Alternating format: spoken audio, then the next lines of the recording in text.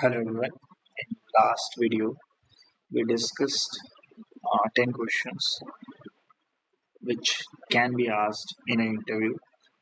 And continuing with the questions, we'll talk about 5 more questions in today's video. And we'll see how we can answer that if something like that is asked in an interview.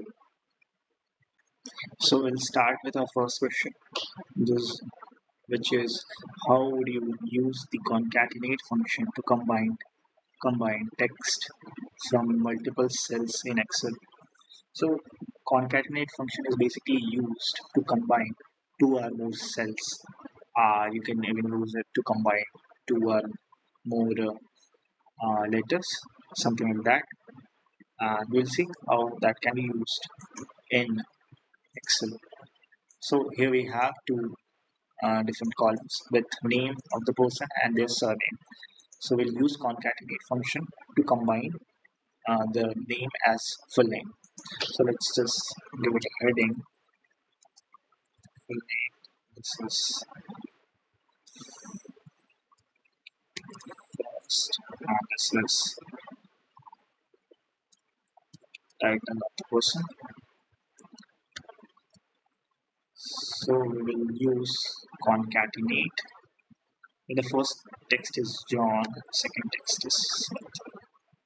And that's it, John Smith. So if you want any uh, space in between these names, what you have to do is you have to give separate argument as space like this. Then we'll have space in between jobs. We can drag it down for other cells as well. And one more way is to use concatenate is just use this, then and give space again, put and select the other side.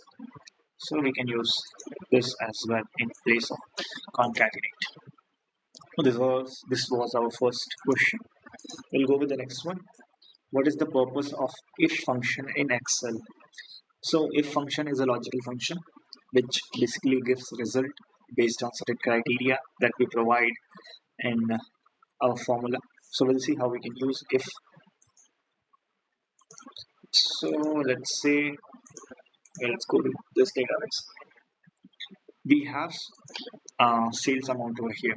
So we'll check all the amounts which are above 2000. We'll give it as a good sales, and the amount which is below 2000 will be considered as poor sales. So logic will be if this particular cell is greater than 2000, then it should be good. If not, then it should be poor. So as it is 2500, so we got good. Next one is less than 2000, so we got it as poor, and we'll drag down for other cells as well. So wherever we have blank, it's considering as 0, so it's giving result as poor. So this is how you can use if function in Excel. There are various use cases of if, and even we use if combining with other formulas to make it more efficient. For now, this is the main use of if function. Like we give some argument, and based on that, we want our result.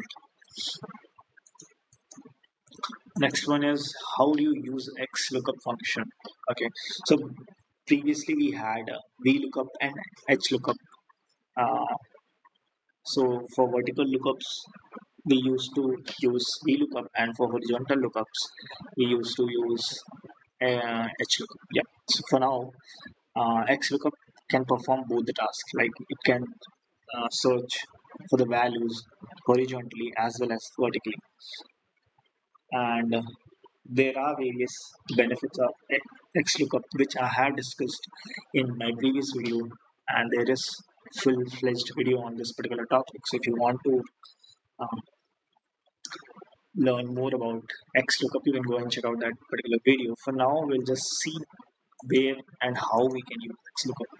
So let's say we have a student named Mike, and We'll put Mike over here, and we want his appraisal. Okay, let's say he's an employee, and we want how much appraisal he got in this particular um, period or for the particular year. So we use XLOOKUP. Our lookup value is Mike, and we are looking up this particular value in this column, and our return column should be this. And if not found, just give me a blank. Our search mode should be exact. So we got 0.33, which is 33%. So as you will change the name, like let's say I want now Alex. So this particular value will also change based on the formula. So this is how we use XLOOKUP. XLOOKUP is also used with various formulas to make it more dynamic and useful. The next question is, what is the purpose of COUNTBLANK function in Excel? So basically what COUNTBLANK does is like it counts, as the name suggests, it count all the blank cells in a given range. So we'll see that as well. So if you have a small data set, you can just check, you can find out how many blanks are there. But when you're working on a large data set and you want to find out if there is some blank cell in between, then this particular function is very useful. So we'll just give count blank and we'll give the range, like, yeah. So there is our range. So there are total 6 blank cell in between this particular range. So this is very useful when you are working on a large data set and you don't want to miss out any cell.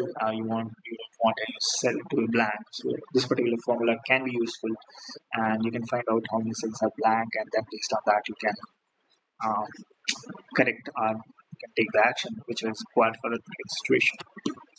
For the next one, we'll go with the next question, which is how do you use average function to calculate the average of a range of cells in Excel. So this is very simple. It's something like what to say, sum formula, like we use sum as a basic formula, so average also works in that same manner. We'll take average, we'll select whole range, that's it. So we got the average of all. So we'll move. There is one more way. I mean, if you don't want the result, you just want to check out the average, then you can just select the whole range and you can find it out over here. See, here we have average, which is same as that we got in a formula. So these are the 5 questions that we had today. We'll come up with more such questions, and we'll try to help you out in the interview questions that might be asked from Excel. So that's it for the video. We'll see you in next video. Thank you. Bye bye.